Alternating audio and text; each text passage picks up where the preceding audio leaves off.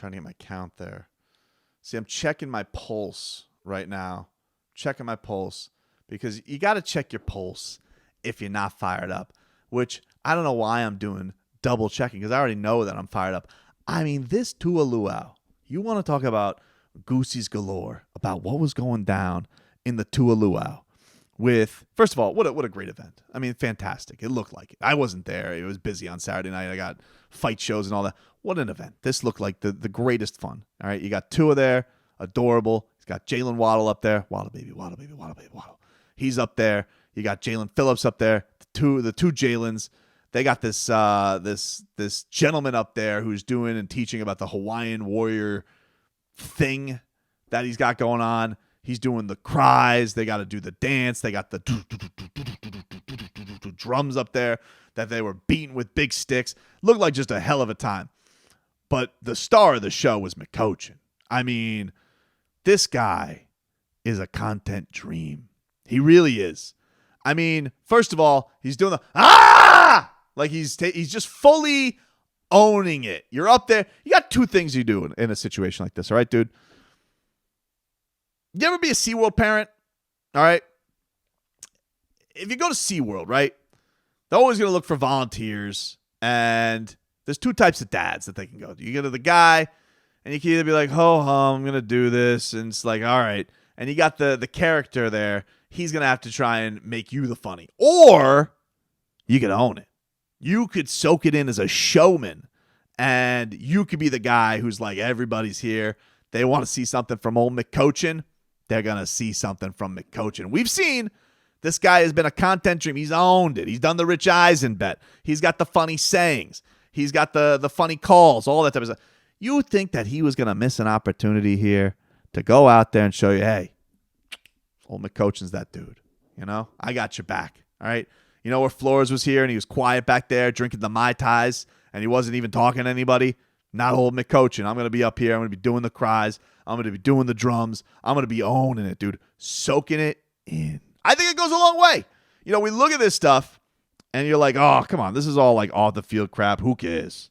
Well, who cares? But I think it matters. I think especially what we've seen over the last couple of years, especially last year. I'll go especially last year with the lack of belief that was in the QB. You know, maybe them telling them they were going after Deshaun Watson and rumors and things like that. And you guys just looking for somebody to have his back, dude. You know, besides this whole Tom Brady, they're still trying to do the Tom Brady thing hanging over his head as a new. Hey, can I just say as a Tom Brady thing, I get the story now. Can we just stop already with the Tom Brady story? Tom Brady to the Dolphins. We get it. The Dolphins are trying to bring him in the fold as a minority owner to somehow loophole into him becoming a player for the Dolphins. We get it, okay? The owner loves Tom Brady. I hate the idea. I hate the idea of becoming Tom Brady's next ring stepchild. I'm not about it. I don't want the Dolphins to do it. Can we stop doing headlines about it? Please, please, please. Although I can't front. I'm supposed to talk to a certain somebody this week of celebrity status. You guys will see that. Who has a tie to Tom Brady? I probably will ask him about that, like a sycophant. So whatever. Don't judge me. If everybody else can do it, I'll do it. But the point being is, like, all these rumors that are still hanging, lingering, like a wet fart in church, dude. If it could just be wiped away a little bit by McCoachin acting a fool, being a little bit silly, showing to, hey, I'm here for your event. We're going to have some fun. Everyone's going to see. Everybody's going to, because if like, I remember that dude this event last year, but what is everybody watching this week? Everybody's watching McCoachin being silly, which ergo I think gets a lot of attention on Tua's event, which gets a lot of attention on the causes that Tua wants to support. I love it. I love the fact that McCoachin went up there. He's doing what he can do. I always get into arguments with this about with people. It's like, oh, well, what does this stuff matter? You're right. You know, you could be right. The Dolphins could start next year 0-3 and nobody will care about the Tua Luau. Nobody will care. But you can only win what you can win. And you can only master what's right there in front of you. And for me, what's right now in front of you? Harboring relationships, getting Tua on board with learning your playbook, getting Tua on board with being as successful as possible, and getting this offense off the ground into a special, special place. So for me, that's passing with flying colors. And another thing is, that this McDaniel's done is like any bad taste that was in the Dolphins' mouth by the end of last year, the surprise of Flores getting fired, all that type of stuff. You're getting all these subtweets that are coming out. Lynn Bowden talking about nobody's ego is going to ruin my year anymore, or something to that regard. You got, these stories that were trying to just hanging over, and you're like, well, what is this? Is it this dysfunctional? Is this team going to get the owner taken away because he was trying to genuinely tank games, which we knew they were tanking games, but actually bribing to tank games? How do you do that? You do it with two ways. One, you do it with a coach who can handle the heat, not really deal with it, not look like any of it affects him, which none of it does. And you pair that with a quarterback who, look, through all of the stuff last year, we talk about Tua having to deal with a bunch of bullshit, and it wasn't fair. That dude handled it like an absolute champ. All right. Like, I thought the idea that the head coach kind of just was like, Tua's our quarterback, and the fact that the GM was rats off a ship on even talking about it until he was absolutely forced to at the trade deadline. To me, I was like, man, this guy is younger than all these guys, and he's handling it like more of a man, more of a professional than anybody else. And so, yeah, I think it is good that he has this grace given to him by his head coach, that he's showing up for his event, that he is supporting him, that it feels like he's actually got some belief back in him. And I tell you another thing that I like, almost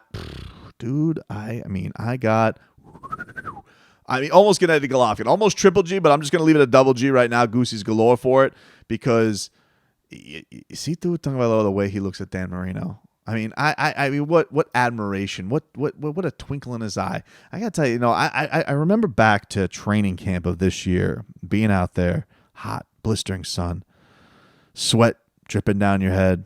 I'm a sweater. Let me tell you something. I'm like Niagara Falls when it comes to my pores. It's disgusting.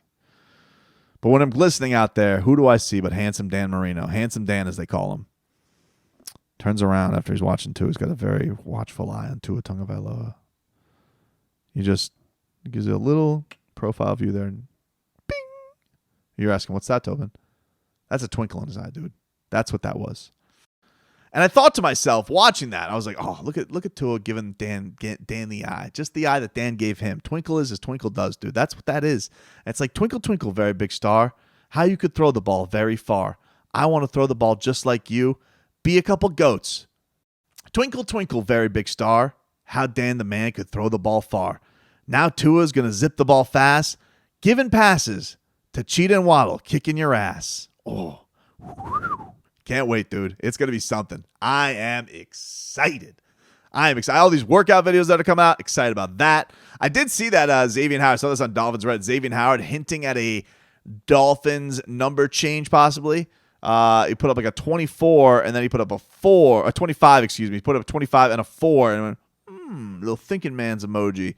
And it made me wonder. I was like, people are wondering, does he have a Dolphins number change coming? That'd be kind of cool. Single digits for X would be cool. Jalen Ramsey rocks that now, the old single digits. I think it's a cool look. I feel like he's had enough of a Dolphins tenure too. Like, he's had like the non-playoff success tenure, maybe get a new number, and it's like, kind of like, his two eras with the Dolphins. I saw a Dolphins Reddit comment that said he should just get to wear the letter X on his back. I'd be down for that too. That's cool. I mean, the idea people wear zero is kind of the same thing. It's like an algebra class. I think it'd be cool. Dolphins also brought in Reuben Foster, some time with McCoach in there, because one of the things I think people were wondering with the linebacker core, kind of stayed status quo. That was surprising, I think, to some people. So you got a guy obviously with, checkered past. They've kind of done checkered past this offseason. That's definitely been a thing. But they, probably acknowledge they need a little bit of help there. He is coming off injuries, and is supremely talented. So maybe they think that's something that could work. That'll be an interesting thing to keep your eye on. And speaking of defenders, I saw this Chris Long was on the Levitard show, and he has proclaimed that if the Dolphins win the Super Bowl, I think something to the effect of he's going to get a Tua portrait on his body, like a tattoo of him on his body. And I mean, that's a lot of stakes. I can't hate on Chris Long for that. You're putting your onions where your mouth is. We'll see if that pays up. Here's the thing I would say though. Why does Chris Long get the idea? Why does he get to go and make his body better by having Tua's beautiful face on it? In reality, like, I almost feel like Your shame should be my terrible Tua take. Like, I said Tua had a noodle arm and he won the Super Bowl. It should just be inscripted on you. Like, just a constant reminder as you look in the mirror. Because if you look in the mirror with the Tua portrait on you, all you're going to see is a fabulously looking, adorable Hawaiian looking back at you. And you're like, man, that's great to look at every day. I don't want Chris Long to have something great to look at every day. I want him to look at his face in the mirror and say, I was stupid for thinking this. Chris Sims, too. I think that Chris Long, you should recruit Chris Sims, and the two of them together, the Hellboys, they should go there. They should make themselves a Tua bet. But no Sistine Chapel Butte portrait of Tua should go on your body. It should just be, this is my bad take, and inscribe it there.